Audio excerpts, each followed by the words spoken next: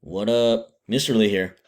All right, this is a video on the 3 Khan Academy exercises in your transformation of trig functions, re-engagements. Okay, we're going to do them all at once. Hopefully once you see we get into this, they should be relatively quick. Okay, so some foundational information.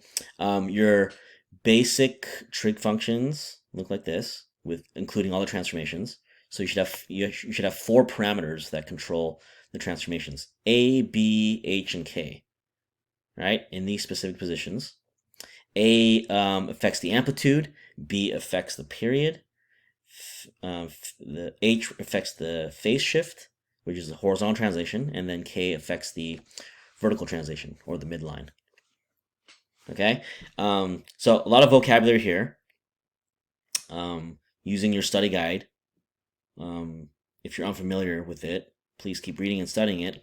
And then we're also going to be referencing the basic trig functions that you have here, the parent functions, right? So we usually like to start with this and then see what the transformations do, and then change it accordingly. Okay? So here's a crazy looking function, but it's only asking for the amplitude, right? So amplitude is affected by the A value. So instead of the amplitude being a 1, right, your default sine function has an amplitude of 1. So instead of it being 1, it gets multiplied by 5. So that's going to be a vertical stretch of 5, which means the amplitude goes to 5. Simple. Right? Okay, what's the amplitude here? 3. Okay, so I don't want you to gloss over this just because this is going so quickly. I really want you to understand, like, hey, it's stretching, it's vertically stretching the graph because you're multiplying everything by 2 here. Right? So you can go through this really quick, right? But we're just extracting the A value, right? This is gonna be much tougher once we put it all together. Right now we're just doing some foundational skills with these questions. Okay, so let's go to the next one. So midline. What's the midline of this equation? So similar. We want to revisit what is affected by what affects the midline, which parameter? That's the K value, right? So the midline is the horizontal line in the middle of your sinusoidal function, and it's going to move up and down depending on your vertical translation, right? So that's just going to be affected by the K value, which is at the very end. Right, so plus K, we're taking that whole function value and then adding 8 to it. That's why everything just moves up 8 or down, depending on the number. So this one gives you a horizontal line midline of 8. It's affected by that K value, right? So y equals 8, it's going to be a horizontal line. Over here we have a minus 3, right? Everything shifts down 3. Your K value is negative 3. So that means our midline goes to y equals minus 4. I guess I should also mention that your default midline has an equation of y equals 0, right? Goes through this, y equals 0 here. Same for your sine and cosine.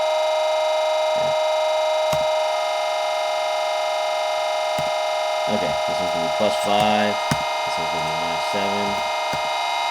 Okay, nothing fancy at all. This is the harder one. We're going to spend more time on the period length. Okay. So period, affected by the B value. We will need to use an equation here. Okay. So let me actually open up a decimal string. For your sine and cosine functions, your default period length is 2 pi. So there's this formula that lets us calculate the period if we apply this formula, right, in relation to your B value, which is going to be in front of x, right, that'll actually give us the period length.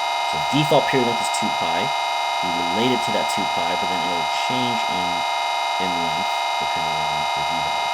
Okay, so let's look at the parent functions again, make sure we understand where that 2 pi default comes from. I have one period graph here, right? It's before it starts repeating, right? The word period is like a cycle.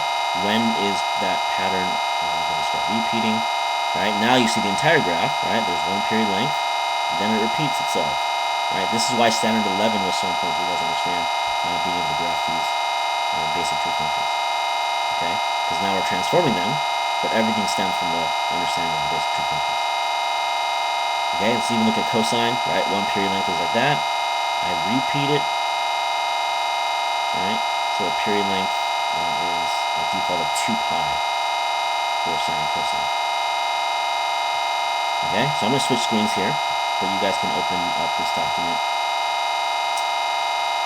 yourself if you like. Let's get a graphing calculator here.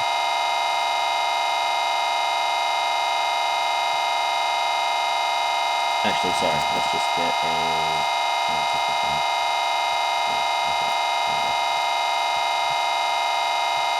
Alright, so we're going to use that formula, 2 pi over b. Right? So the default period length is 2 pi, but if I apply this b value, which is a horizontal stretch, right, it's then going to change the period length. Either stretches or compresses, it's going to change that period length. So my b value here is a 4. Right? B value here is a 4, so I'm going to plug it in. 2 pi over 4.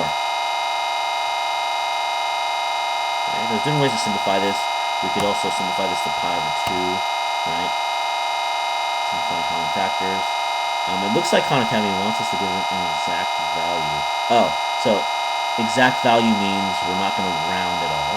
We're going to write it as the pi form. Okay, so we're going to write pi over 2 here. Just like that. Okay. So remember, default period length is 2 pi. So let's actually understand what happened here, right? If your b value is 4, right, you take the reciprocal of that, right? B value is right to the reciprocal. We learned that in our transformations unit. Take the reciprocal of 4, which is 1/4. That should now be a compression of 1/4, right? If you start at 2 pi and you divide it by 4, which is what the period formula tells us, that's why we get a pi over 2 in there, right? So think about it. Pi over 2, pi, 3 pi over 2, 2 pi. That's 4 times pi over 2 basically, right? So if I cut it in fourths, 2 pi divided by 4 gives you a pi over 2 in length. That's why the new period length is going to be much, much shorter. Okay? And feel free to open up a graphing calculator and just, graph all these and start seeing the transformations. You can definitely do that. Okay. Period for this function. Let's find your b value. B value should be 2 right here. The b value is 2. So we're just going to divide everything by 2. I'll take the 2 pi divided by 2, right? So 2 pi over b again, start with that formula. B value is 2, 2 pi over 2, that is equals pi, right?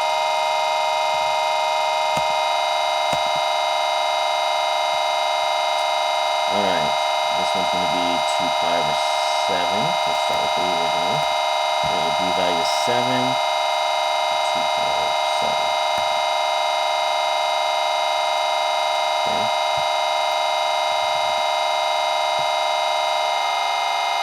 Finish this off, might as well. One more here. Okay, so this is a good one to finish off on. So far, the examples have been pretty easy, right? We just follow the formula. Simplifying was easy. This simplifying will be a little bit more difficult, I think. So let's start again with 2 pi over b. Your b value is a negative 3 pi over 4. Okay, so watch what happens. We're going to have some complex fraction here. I'm going to do 2 pi divided by b. 2 pi divided by a negative 3 pi over 4. It's like a complex fraction. Okay? So if you guys remember your rules, dividing fractions, you can multiply by the reciprocal, right? So I'm going to take a 2 pi, which is the same thing as 2 pi over 1. That helps some of you to visualize that. And then if I want to divide by a fraction, it's the same thing as multiplying by the reciprocal. So I'm going to flip it. I'm going to do negative 4 over 3 pi instead. Right? And this is confirming we did it correctly because it's even showing the same decimal value, right? So, proves the rule. call that reciprocal, and then let's just simplify, okay? So let's figure out the sign first. A positive times a negative is a negative. Actually, you know what? This was the only example where your absolute value actually comes into play. So let me real quick just show you this, okay? Sorry, I kind of backtracking here. The original formula is technically 2 pi over absolute value of b, okay? That just means your period length. If you're talking about distance, it just always means the positive value, right? We don't need a negative. Okay, so I can actually ignore this negative number. Okay, we're doing the absolute value. Okay, so go back to here. We can simplify this a bit, right? The pi's will cancel out. So I have 2 times a 4 on the top left over, and then a 1 times 3 on the bottom. Right, so the same number. So we know that 2 times 4 is 8. Pi's already canceled out. 1 times 3 is 3. So your new period length is 8/3. There's no pi in it anymore, right? So length of 8/3. Okay, so that one was a good one to kind of end on. Go ahead and give those a try.